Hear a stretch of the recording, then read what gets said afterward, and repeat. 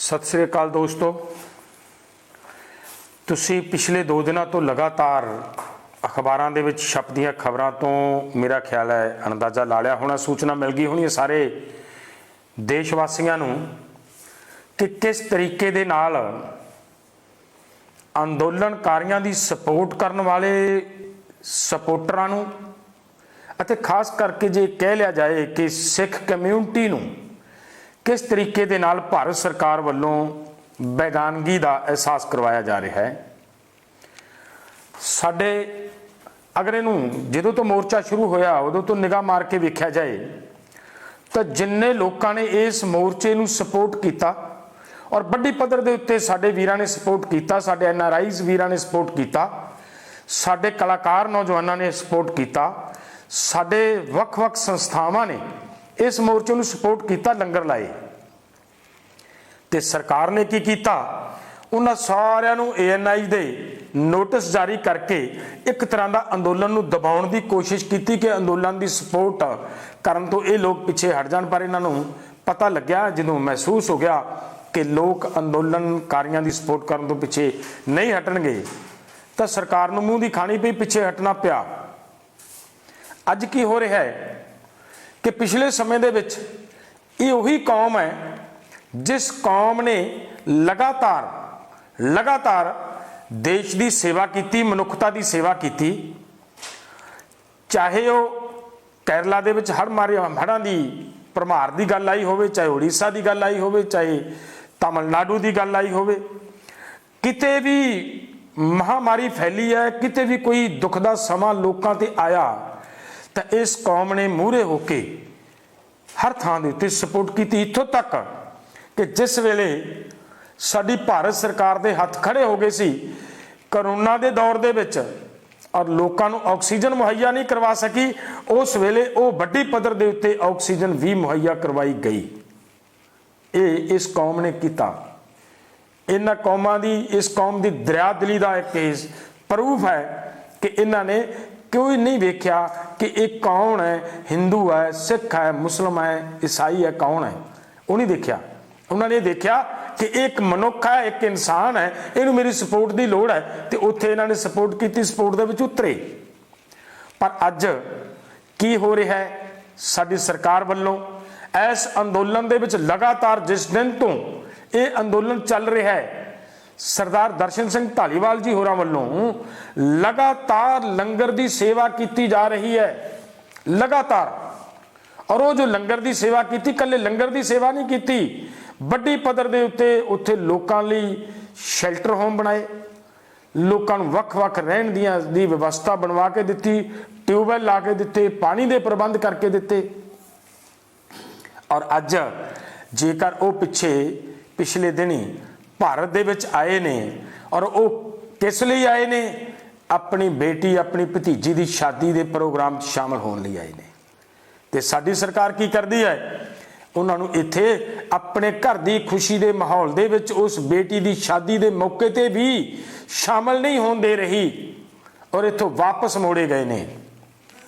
और इदू वध होर घिनौनी हरकत कोई हो नहीं सकती जिड्डी घिनौनी हरकत भारत सरकार ने की है।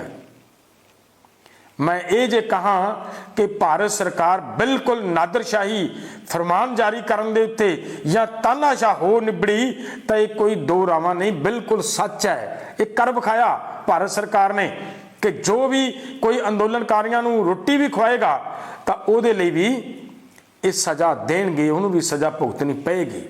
कोई भी आदमी किसी ने साडे पक्ष दे विच ट्वीट किया है, उन्होंने भी सज़ा भुगतनी पई है। इत्थे ये हालात चल रहा है भारत सरकार दे विच। इहदा मतलब की निकलदा है कि भारत सरकार पूरी तरह डिक्टेटर हो चुकी है, तानाशाह हो चुकी है। पर भारत सरकार नूं मन लेना चाहिए है कि तुहाडे इस तानाशाह रवैये दे नाल, इस डिक्टेटरशिप दे नाल अंदोलन दबण वाला नहीं।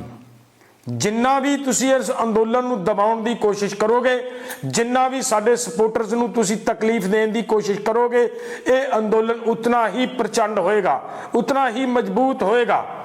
और मैं देशवासियों नूं भी अपील करनी चाहना है कि साडे उस वीर दर्शन सिंह धालीवाल साहब दे पक्ष दे विच सानूं पूरे देश के अंदोलनकारियों नूं खड़े होने की लोड़ है, आवाज़ बुलंद करने की लोड़ है कि साडे उस वीर नूं हर हाल दे विच उस अपनी बेटी की शादी दे विच शामिल होने लई साडी भारत सरकार खुद अलाउ करे ताकि वह अपनी बेटी की शादी दे विच शामिल हो सके। और असी मानयोग साडे राष्ट्रपति नूं भी संयुक्त मोर्चे वालों अपील करांगे कि अजिहा करना बंद करे भारत सरकार। अजिही तानाशाही, अजिही बुरशागर्दी किसी हालत दे विच प्रवान नहीं की जाएगी। और जिस तरीके दे नाल सिख कम्यूनिटी नूं या अंदोलन दे सपोर्टर्स नूं जिस तरीके दे नाल टारगेट किया जा रहा है तो ये कदे ना कदे जाके भारत सरकार नूं ये खमियाजे भुगतने पैणगे। जे ये सोचती है भारत सरकार जां सोचते ने नरेंद्र मोदी जी या सोचते ने अमित शाह जी कि असी इत्थे हिंदूत्व राज लैके आना ले आवांगे, मैनू लगता है ये एक तरह की किसी एक कम्यूनिटी नूं बेगानगी का एहसास करवा के अगर ये सोचन तो मैनू लगता है ये हो नहीं सकना। और बहुत बड़ा इस सारी इन्हां दी सोच का जनाजा निकलेगा और देश एकजुट है, एकजुट होकर रहांगे। असी हिंदू सिख मुस्लिम ईसाई सारे एक हाँ अते एक रहांगे, एक हाँ एक रहांगे।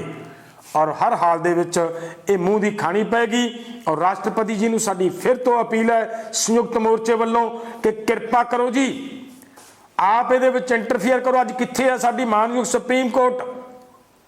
इंटरफेयर करन दी लोड़ अज साडे उस वीर नूं जिहड़ा अपनी बच्ची की शादी के मौके ते इत्थे शामिल होने लई आ रहा है। की कीता उन्हें, की गुनाह किया है? सिर्फ गुनाह यह किया है कि उन्हें इत्थे लोड़वंदां नूं रोटी खवाई है, उन्हें लोड़वंदां नूं शैल्टर बना के दिता है, सिर्फ यही किया है ना।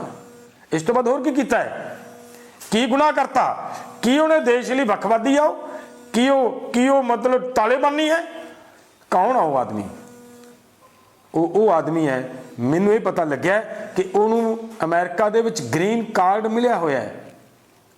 और एडा बड़ा जिम्मेवार आदमी और उस आदमी दे नाल अजिहा करना मैनूं लगदा अति निंदनीय है, जिन्हों असी संयुक्त मोर्चे वालों बुरी तरह निखेधी करते हैं। और राष्ट्रपति को मंग करते हैं कि साडे उस वीर नूं मुड़ दोबारा भारत दे विच अपनी उस बच्ची की शादी दे विच शामिल होने लई दोबारा उन्होंने टाइम दिता जाए, वो इत्थे आउण आके आपदे बच्चे की शादी शामिल होण। धन्नवाद जी।